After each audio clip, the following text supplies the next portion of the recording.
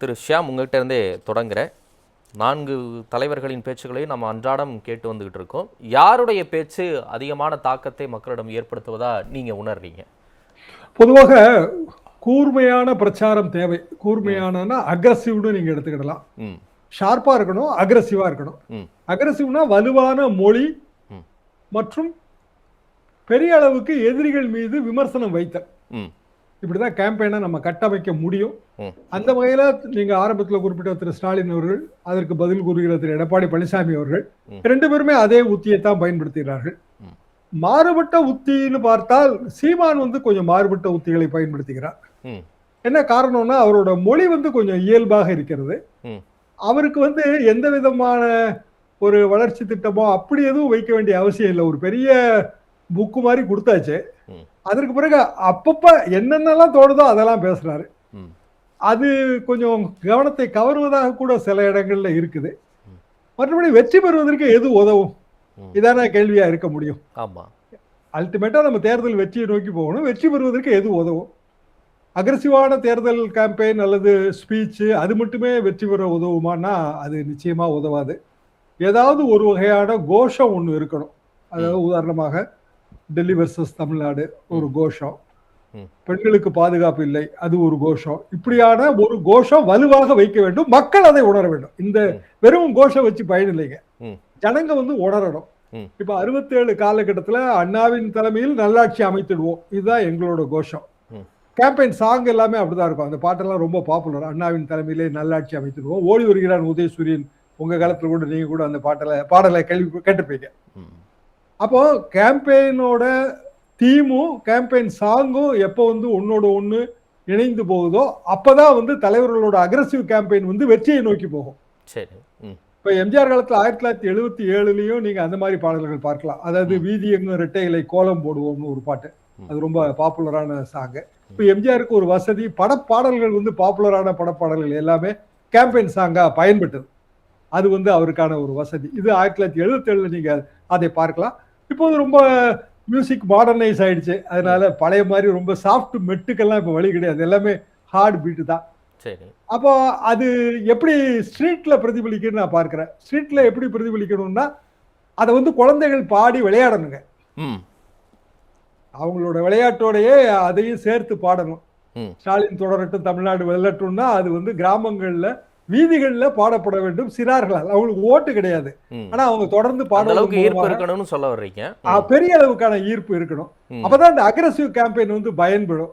இப்போ நம்ம aggressive campaign பண்றதோட நோக்கம் இப்போலாம் அது ரீல்ஸாவும் யூஸ் ஆகணும், மீமாவும் யூஸ் ஆகணும், ஷார்ட்டாவும் யூஸ் ஆகணும். இப்படி அதுக்கு ஏகப்பட்ட தொல்லை வந்துருச்சுங்க. ஒரு நிமிஷத்துக்குள்ள நம்ம கருத்து சொல்லி முடிச்சாகணும். அந்த ஒரு நிமிஷம் ரொம்ப கேட்சியா இருக்கணும். முன்னாடி அப்படி கிடையாது. இப்ப அந்த கட்டாயம் வந்துருச்சு. எனவே இந்த கேம்பெயின் ஸ்பீச் எல்லாமே இதை நோக்கி தான் போகுது. இல்ல இப்ப நீங்களே சொன்னீங்கல்ல, இப்ப தமிழ்நாடு வெர்சஸ் டெல்லி. இப்போ ஸ்டாலின் அவர்கள் பேசும்போது கூட சிஎஸ்கே எப்படி டெல்லி அணியை வீழ்த்துதோ அந்த மாதிரி தமிழ்நாடு டெல்லி அணியை வர சட்டமன்ற தேர்தலில் வீழ்த்தணும் அப்படின்லாம் பேசுறாரு. இப்போ அவர் பேசுனதை கூட நம்ம கேட்டு பார்த்தோம். என்டிஏ வடக்கிலிருந்து வரக்கூடிய ஒரு ஆபத்து ரொம்ப காட்டமாகவும் பேசுறாரு, சூடு சொரணைங்கிற வரைக்கும்லாம் பேசுறாரு. இன்னொரு பக்கம் திரு எடப்பாடி பழனிசாமியும் ரொம்ப கூர்மையான வார்த்தைகளை திரு ஸ்டாலினை நோக்கி முன்வைக்கிறார். எது மக்கள் கிட்ட ரொம்ப அதிகமாக கனெக்ட் ஆகும், ரொம்ப நெருக்கமா அணுக்கமா இருக்கும்னு நீங்க நினைக்கிறீங்க இந்த இரு தலைவர்கள்ட்ட? தமிழ்நாட்டு பாலிடிக்ஸ்ல எப்போதுமே இந்த வடக்கு எதிர்ப்பு இல்லைன்னா வடவர் ஆதிக்க எதிர்ப்பு இது ரொம்ப காலமா இருக்குதுங்க. 67 எங்க காலகட்டத்துல இருந்து அதுதான் அந்த தீம் எப்போதுமே எடுபடும். அப்போ அதுக்கு மாற்றாக வைக்கக்கூடிய வாதம், அதாவது திரு எடப்பாடி பழனிசாமி அவர்களோட வாதம் அதை மேலும் மழுங்கடிக்க செய்வது மாதிரி தான் இருக்கு. அதாவது அவருக்கு அதுக்கு சரியான முறையில அவருக்கு மறுமொழி கூற முடியல. ஆனா அவர் ஒரு பாயிண்ட் சொல்றாருல, ஏன் டெல்லியை சொல்லணும், இங்க நடக்கிறது சட்டமன்ற தேர்தல், எடப்பாடியா ஸ்டாலினான்னு பேசினா அதுல ஒரு நியாயம் இருக்கு, சம்பந்தமே இல்லாம எதுக்கு தமிழ்நாடு வெர்சஸ் டெல்லின்னு பேசுறாங்க அப்படின்னு அந்த கருத்து மக்கள் கிட்ட எடுபடாதுன்னு நினைக்கிறீங்களா? நான் சொல்றது ஒரு வகையில சரிதாங்க, சட்டமன்ற தேர்தல் தான். ஆனா நீங்க அந்த சிஏஏ காலகட்டத்திலேயே அது டெல்லியோட ஆதிக்கத்தை எதிர்க்கிறதாவும் ஆயிடுச்சு. இப்போ கோலம் அந்த பழைய இதுல வீதி எங்க ரெட்டையில கோலம் போடுவோம் நான் சொன்னேன் இல்லைங்களா. சிஏ எதிர்ப்பு கோலங்கள் 2019 தேர்தல் எல்லாம் எல்லா வீதிகள்லயும் நம்ம பார்த்தோம். அது பெரிய இஷ்யூ ஆனதை பார்த்தோம். சோ இப்ப கடந்த சில வருடங்களாக சட்டமன்ற தேர்தல்ல தேசிய அளவிலான பிரச்சனைகள் வருது. இப்போ நீங்க சற்று முன் ஒளிபரப்புனதுல கூட எஃப்சிஆர்ஐ பற்றி மிக விவரமாக சொல்லியிருப்பார். ம். இப்போ எஃப்சிஆர்ஐனால விளைகிற தீமைகள்னா அதுக்கு வந்து அதிமுகவால பதில் சொல்ல முடியாது. காரணம் வந்து தேசிய அளவில் உள்ள பிரச்சனைகள் மாநில தேர்தலில் எதிரொலிக்கவே கூடாது அப்படின்னு நம்ம அதை புறந்தள்ள முடியாது. ம். ஒரு காலகட்டத்திலே அது எதிரொலிச்சது இல்ல. இப்போ எப்படி 1965 இந்திய எதிர்ப்பு போராட்டம் அது தேசிய அளவிலான பிரச்சனை இல்லையா? ம்.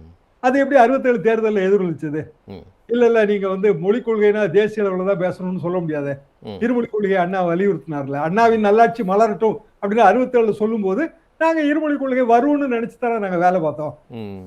சோ எனவே அப்படி சொல்வது சரியில்லைங்கிறதா நான் நினைக்கிறேன். அதாவது டெல்லியை எதிர்ப்பது அல்லது வடவர் எதிர்ப்பு இதெல்லாமே தமிழ்நாடு சட்டமன்ற தேர்தலையும் பிரதிபலிக்கத்தான் செய்யும். அதற்கான பதில் தான் சொல்லணும். ம். பதில் எப்படி சொல்லணும்னா அப்படியெல்லாம் எந்த ஆதிக்க மனப்பான்மையும் இல்ல. ம். டெல்லி என்ன நமக்கு அந்நியமா? டெல்லியோட இணைந்து நம்ம வந்து முன்னேற வேண்டியது தானே. சில இடங்கள்ல அவர் சொல்றாங்க. நம்ம வந்து ஆமா. டபுள் இன்ஜின் சர்க்கார்னு சொல்லும்போது அந்த பாயிண்ட தான் அவர் சொல்றாரு. ம். ஆனா அதுக்கு பதில் வந்து ஏற்கனவே தமிழ்நாடு அரசியல்ல அது விடை கண்டு விட்டோம். ம். என்ன காரணம்னா மாநில சுயாட்சி, மத்தியில் கூட்டாட்சிங்கிற அந்த கோஷத்துல நம்ம விடை சொல்லியாச்சு. மாநில கட்சிகள் தான் மாநிலத்தை ஆளணும். ம். மத்திய அளவுல வந்து ஆள்வதற்கு தேசிய கட்சிகள் இருக்கு. தேசிய Okay. கட்சிகளுக்கு தமிழ்நாட்டுல வந்து பெரிய அளவுக்கான வேலை இல்லை. ம். தமிழ்நாட்டுக்கான எல்லா வளங்களையும் தீர்மானிப்பது மாநில கட்சிகள் அப்படின்னு நம்ம 67ல இருந்து வந்துட்டோம். 60 வருஷமா வந்துட்டோம். ம். அந்த பாலிடிக்ஸை நீங்க இப்ப திசை திருப்பி கொண்டு போக முடியாது. அப்போ பிஜேபிக்கு போடுற ஓட்டு தான், நீங்க அதிமுக போடுற ஓட்டு பிஜேபிக்கு போடுற ஓட்டு தாங்கிற அந்த நேரேட்டிவ் வந்து ஒர்க் அவுட் ஆகும்னு தான் நான் நினைக்கிறேன்.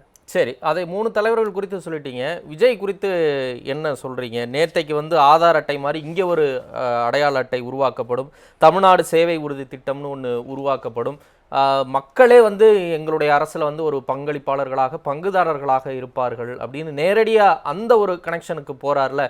மக்கள் விரோத ஸ்டாலின் சார் வேணுமா, மக்களை நேசிக்கின்ற இந்த விஜய் வேண்டுமா அப்படின்னு, இதையெல்லாம் எந்த அளவுக்கு எடுபடும் நினைக்கிறீங்க?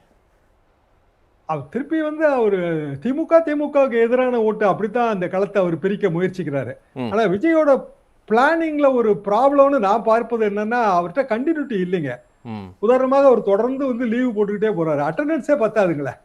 ஒரு பாஸ் பண்றதுக்கே வந்து அவருக்கு வந்து அட்டெண்டன்ஸ் பத்துமாங்கிறது எனக்கு சந்தேகமா தான் இருக்கு. ம். அப்போ ஒரு தலைவரை வந்து நம்ம தொடர்ந்து பார்ப்பதே எதுக்குன்னா சீயிங் இஸ் பிலீவிங் தான். ஒரு நம்பகத்தன்மை அதுல வளரும். தலைவருக்காக தான் ஒரு 3 மணி நேரம் காத்திருப்போம். அவர் வந்தா தான் அதுல திருப்திங்க. வரலைன்னா வந்து ரொம்ப அளவுக்கு மன வருத்தங்கள் வரும். இது நீங்க எல்லா கேம்பெயின்லயும் பார்க்கலாம். அப்போ விஜய் கேம்பெயினை வந்து இவங்க கேம்பெயினோட ஒப்பிட முடியுமானா எனக்கு ரொம்ப ரொம்ப சந்தேகமா இருக்குது. இன்னும் சொல்ல போனால் அவர் வந்து சீமானை விட கூட நிறைய இடங்கள்ல ஓட்டு குறைவாருன்னு தான் நான் நினைக்கிறேன். விஜயா சீமானா நீங்க கம்பேர் பண்ணீங்கன்னா நான் சீமானுக்கு தான் அதிகமான மதிப்பெண் கொடுக்குறேன். அட்டெண்டன்ஸ் அவருக்கு தான் ஃபுல் அட்டெண்டன்ஸ் இருக்குங்க, 100% இருக்கு.